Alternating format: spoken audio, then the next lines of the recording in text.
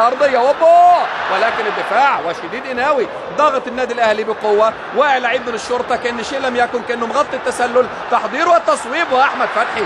أحمد فتحي على طول. ولكن خلينا أقول لكم إن كان يجب إن أحمد فتحي يطلع الكرة بره. واحد يقول لك لا ده هو اتفاجئ إن هو بيشوط إن اللعيب قدامه. واحد يقول لك كده أهلاوي طبعا يقول لك طلع الكرة بره مين؟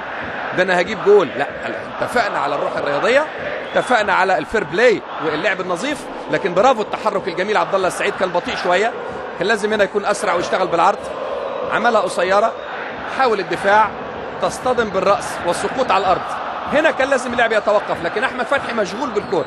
هنا شايف وباصص وقرر التصويب وقرر التهديف وقرر ان ياخد الثلاث نقاط ولو في سقوط لاعب. هذا ما حدث في اللقطه الاخيره.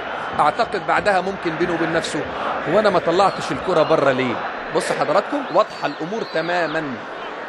لا يا ابو حميد انت خلوق وجميل، والكره وسماتها الجميله ارفع بكتير من اي انتصار او اهداف او دروع او كؤوس.